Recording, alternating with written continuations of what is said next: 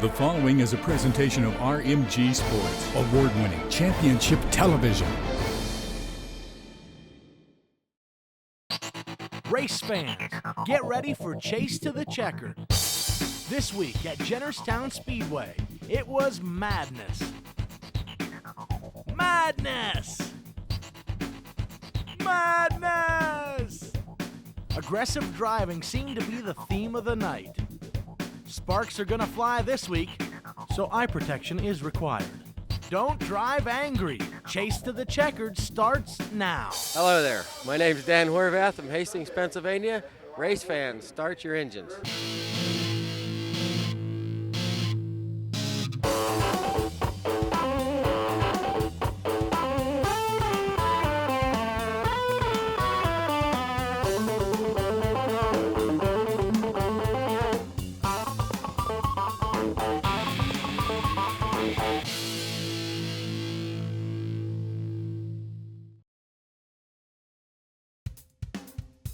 Welcome back, race fans, to Chase to the Checkered.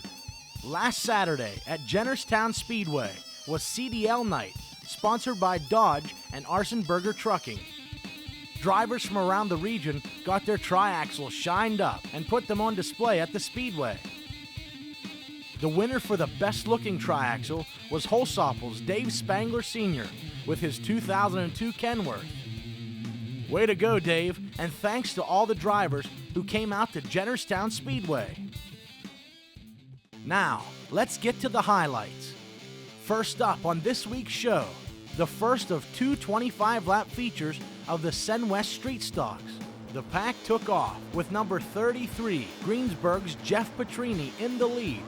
As they finished the first lap, points leader number 14, Adam Kostelnik, got a little loose with some help from number 67, Michael Davis, but he held it together.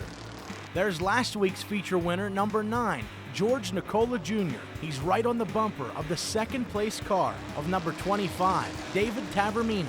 Before he knew it, number 73, Roger Onstead, was right there with him. On the front stretch, they went 3 wide into turn 1.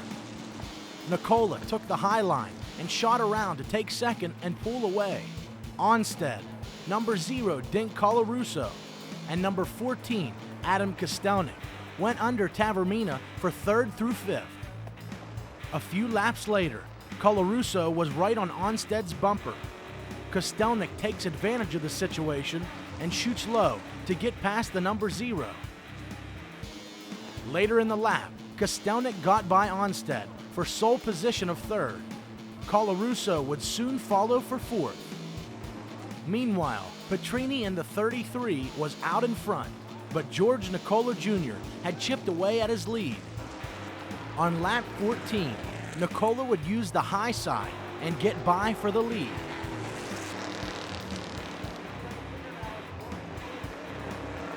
Petrini was spared any more positions by a caution. Number 74, Jason Holder, was the wrong way in turn 2. On the restart, though, Dink Colarusso would take the number 0 car low and get by Petrini for 2nd behind Nicola. The lap after the restart, we would again see the caution flag fly as number 07, Chris DeArmond, gets into the side of number 67, Michael Davis, causing catastrophe in turns 1 and 2. The Brooks Automotive Group pace car narrowly makes it into the pits as the field hits the throttle for the green.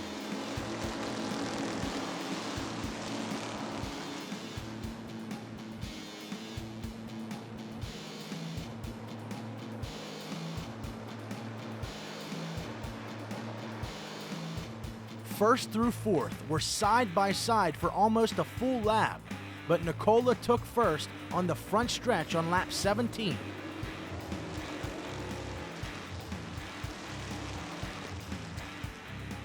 Then, out of turn 2, disaster struck the leader as Nicola spun, collecting a number of cars in the aftermath in the backstretch.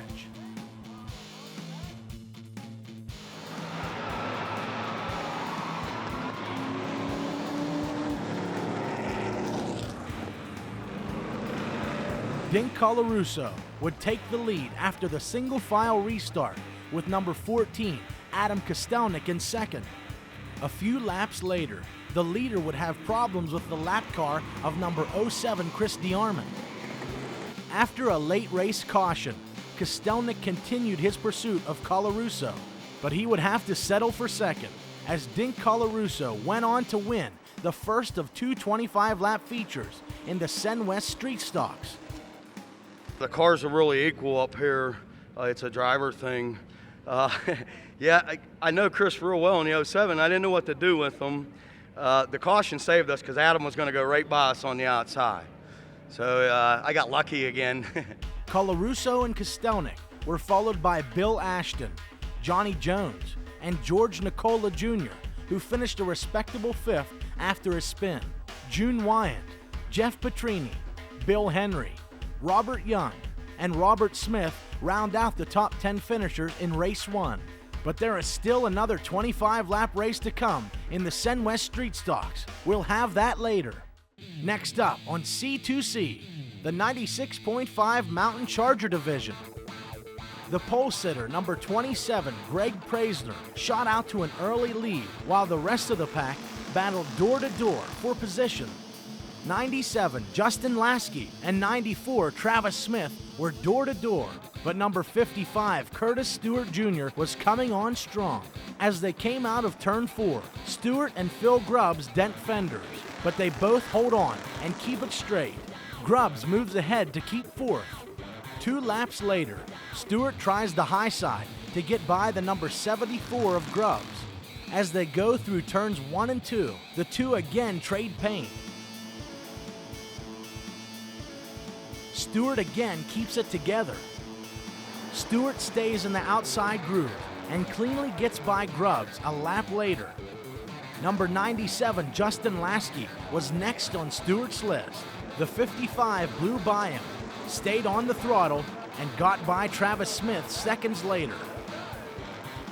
But not without a little tap on the bumper from the number 94. Now, Stewart had the number 27, Greg Praisner, in his crosshairs. Stewart used some lap traffic to slow the leader and move to the lead with less than 3 laps to go. He makes it look easy, doesn't he, folks? Curtis Stewart Jr. went on to win the 15-lap feature of the 96.5 Mountain Charger Division at Jennerstown Speedway. I had a really good car, and unfortunately me and the 74 had gotten together, and I apologize to him because that's not the way I like to race him. He's a good racer, and that's not the way to go around. Well, I prefer the outside. I like the outside groove because it seems to be faster, but sometimes you just have to go to the bottom, and hopefully it sticks. Stewart was followed by Greg Praisner, Travis Smith, Justin Lasky, and Phil Grubbs. Dwayne Knoll, Connellsville's Chris Kossel, Michael Gillett, Michael Stevens, and Bobby Fisher round out the top 10. The win helped Curtis Stewart Jr. keep his lead in the 96.5 Mountain Charger Division. He's followed by the familiar names of Travis Smith, Phil Grubbs, Justin Lasky, and Chuck Slate. Coming up on Chase to the Checkered, we still have race 2 of the Sen West Street Stocks. Plus, can anyone stop the Dominator, Joey Denowitz, in the PA Legacy Series? We'll show you the highlights when we come back to Chase to the Checkered.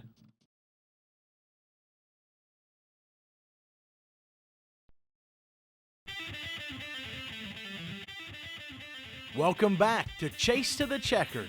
Next up, the Tommy Gale Hallmark Trailers Pro Trucks.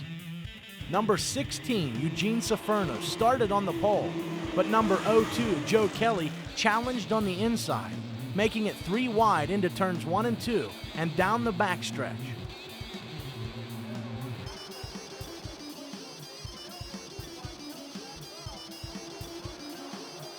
'97, Jason Lasky led the first lap ahead of a tight pack. A lap later, number 69, Dave Merrow, took the lead from 97. But Lasky took the lead back 2 laps later and brought the number 0, Dave Brunel, with him. While Lasky and Brunel were in front, number 8, Marion Reno Jr. got by number 69, Dave Merrow, for third. But the pack would slow under caution when number 02, Joe Kelly, found himself facing the wrong way on the front stretch. While our cameras didn't catch it, Kelly obviously felt that number 20, Josh Kokenauer, had something to do with his spin. Kelly smartly holds onto the steering wheel. Those things are not cheap.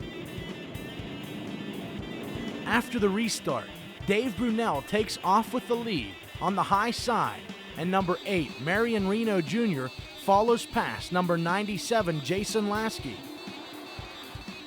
Marion Reno Jr. moved alongside of Dave Brunel, and the two would drive side by side for 3 laps before Reno would inch ahead for the lead. While Reno took off with the lead, number 20, Josh Kokenauer, and number 12, Aaron Will, were in a door-to-door battle for 4th. Will would win the battle and take the position, but shortly thereafter, Kokenauer got back alongside the number 12 and passed him on the backstretch for 4th. The field stretched out for the remainder of the race.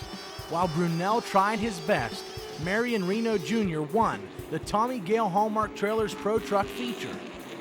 Yeah, it was real loose there coming out of the corners. I had a heck of a time hanging on to it. Yeah, the starts are real tough up here, but they're interesting and fun as long as nobody starts beating and banging. I love the race up here, and I got to thank the Pellis family for having us here. Reno was followed by Dave Brunel, Jason Lasky, Josh Kokenauer, and Aaron Will in the top 5. The win vaults Marion Reno Jr. past Todd Price in the Tommy Gale Hallmark Trailers Pro Truck Division point standings. They are followed by Dave Brunel, Josh Kokenauer, and Aaron Will in the top 5. Next up, it's the Joey Denowitz Show. Nah, we're just kidding. It's the Cover Insurance Agency PA Legacy Division. Number 29, Joey Denowitz, started on the pole and moved well ahead of the pack, with number 13, Chris Brink, in second. The pack would then stretch out into a straight line. As the race came to the halfway point, number 70, PJ Ehrlich, came alongside and passed number 4, Rick Boyer, for third. Chris Brink was slowly but surely chipping away at Denowitz's lead. What he needed was a caution to bring him closer to the number 29. And he would get it, as number 59, Kyle Martell, had trouble in turn 4, bringing out the caution with only a handful of laps remaining. After the restart, Brink was on Denowitz's tail, but there just weren't enough laps left, and Joey Denowitz won the Cover Insurance Agency PA Legacy Division feature. The combination to get to week in and week out to victory lane is having a good car with a bunch of guys working on it. My guys have been the best of the best down there in the pits. It's not about the wins. It's glad that we're winning, but it's all about the points. We want this championship really bad, and I'm just glad for my guys to put this car in victory lane because I know it makes them proud. If this had been a 26 or 27 lap race, Chris Brink might have gotten around the number 29 car, but he would have to settle for second. They were followed by PJ Ehrlich, Brett Boyer, and Rick Boyer in the top 5. Dave Campbell, Art McElhenney Jr., Cap Causer, Kyle Martell, and Brad Grace round out the top 10 finishers.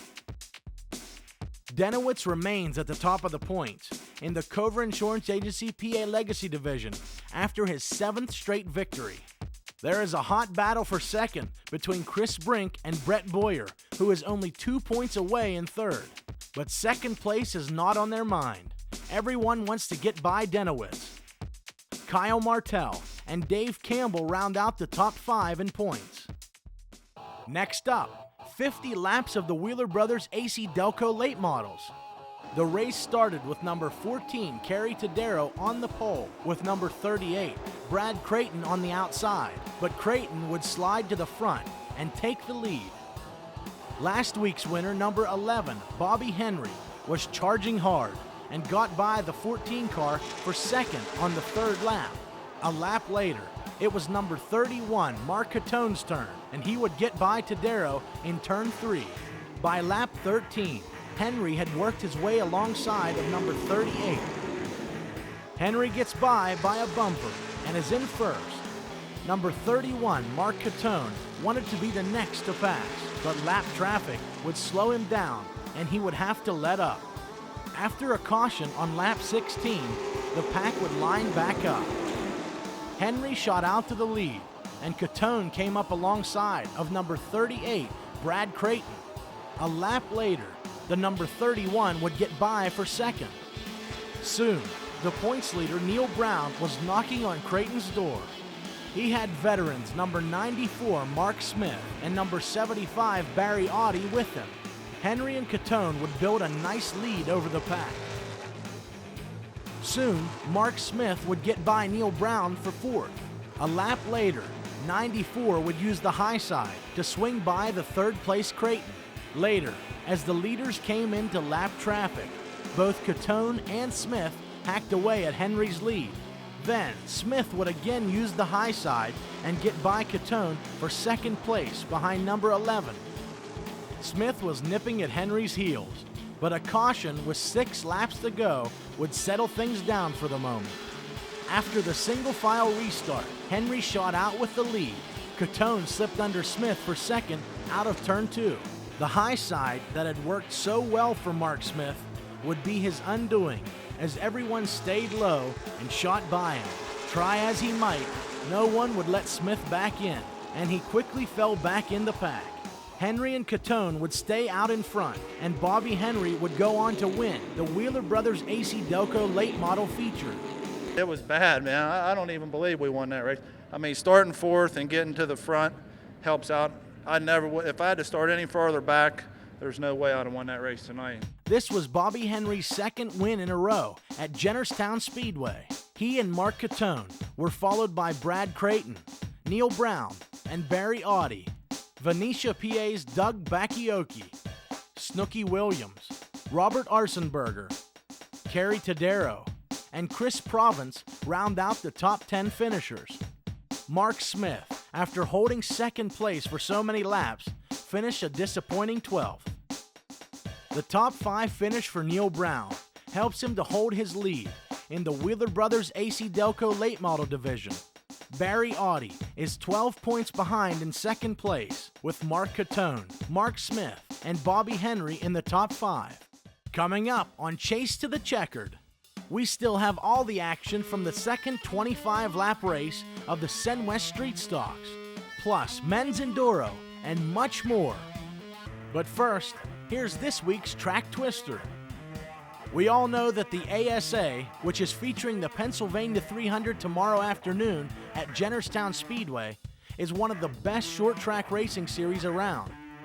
But what exactly does ASA stand for? You have a little over 2 minutes to come up with your answer.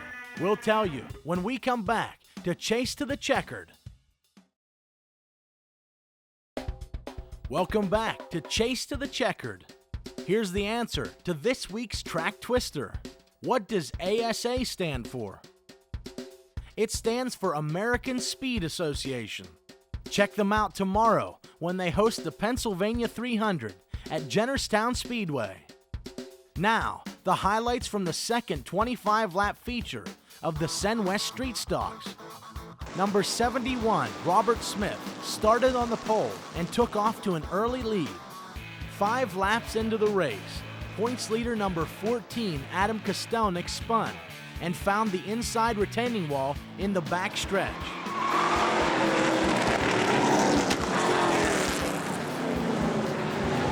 On the restart, the pack went 3 wide, and number 21, Johnny Jones, and number 0, Dink Colarusso, went around Robert Smith. Jones took the lead.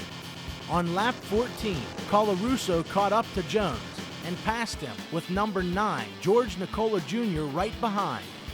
The next lap, Nicola's bad luck continued as he spun out of turn 4, but he keeps control and keeps it out of the wall.